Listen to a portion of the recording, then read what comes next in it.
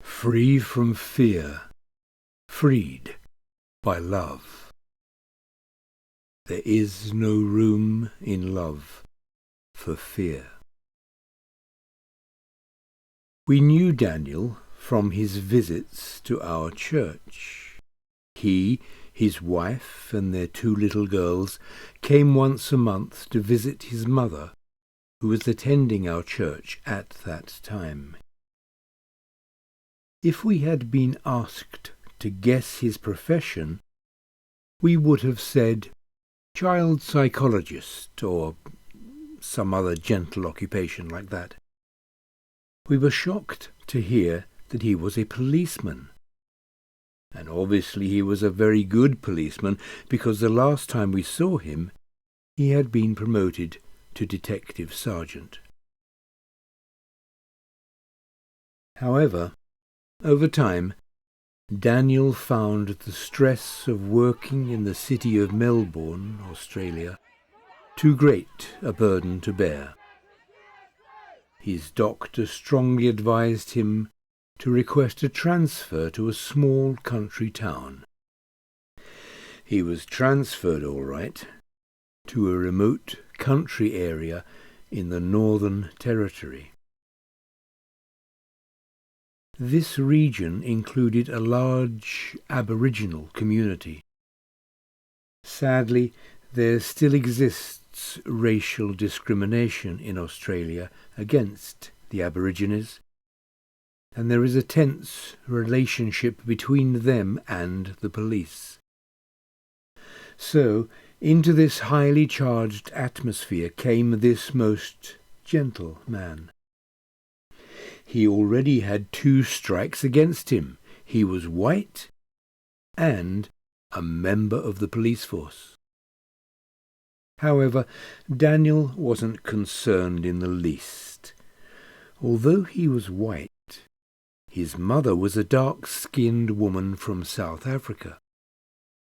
Her children knew of the horror she had endured as a child growing up amid racial discrimination.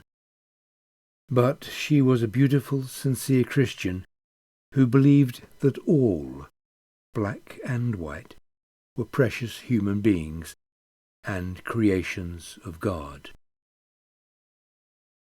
And she had instilled in her children's hearts the same love for their fellow man. Daniel's mother knew that racism is rooted in fear. The Bible tells us that the Egyptians feared the Israelites and kept them in bondage. Alan Paton, in 1948, understood this too and wrote of this problem in South Africa. There is fear in the land, and fear in the hearts of all who live there. And fear puts an end to understanding and the need to understand. Cry, the beloved country, for the unborn child, the inheritor of our fear.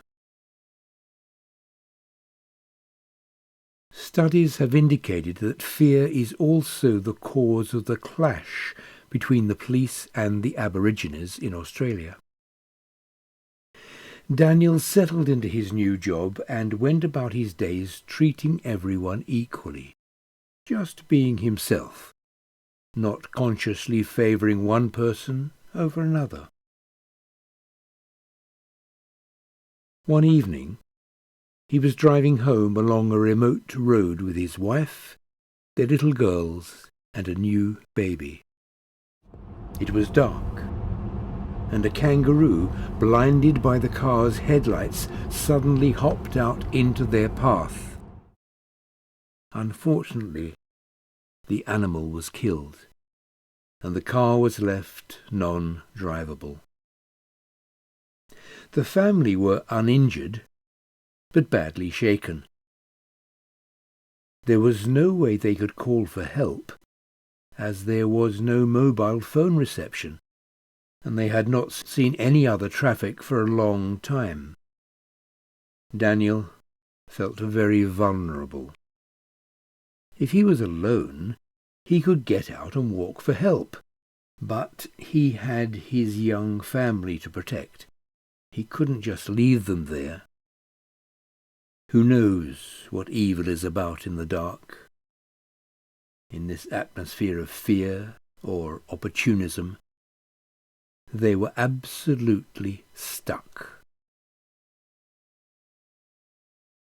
Suddenly, someone remembered Daniel's mother's faith. They huddled together and begged God to send help. After what seemed like eternity, they glimpsed a vehicle's headlights off in the distance, getting closer and closer. Who could it be? Was it one person or many? Was it friend or foe? They held their breath as an old truck slowly approached them and came to a stop behind them, with its lights still blazing. They heard the creaking of a door opening, and heavy footsteps walking towards them. And Daniel found himself staring into the face of an Aborigine, who in turn was shocked to see this white family. Suddenly all tension was dissolved as a huge smile broke out on the black man's face. He recognized Daniel. He said, "I know you. You have been very good to my people." From that moment on, this dear, damaged native of Australia, child of God, could not do enough to help his white brother. He drove to get his friends, who all returned with him, to bring Daniel, his family, and their car safely home. As it is written in 2 Corinthians chapter 10, verse 4, we don't use worldly weapons designed to kill. On the contrary, our weapons are from God and have divine power to free the heart and mind and destroy Satan's stronghold of fear, lies, and selfishness. Alan Paton continues to write in his book, Cry the Beloved Country, "There is only one thing that has power completely, and that is love. Because when a man loves, he seeks no power, and therefore he has power. I see only one hope for our country, and that is when white man and black man, desiring neither power or money, but desiring only the good of their country, come together to work for it." From the Remedy, First Epistle of John, chapter 4, verse 18. In love there is no fear. Fear is part of the infection of selfishness, but is purged by love, as fear has to do with concern for one's self.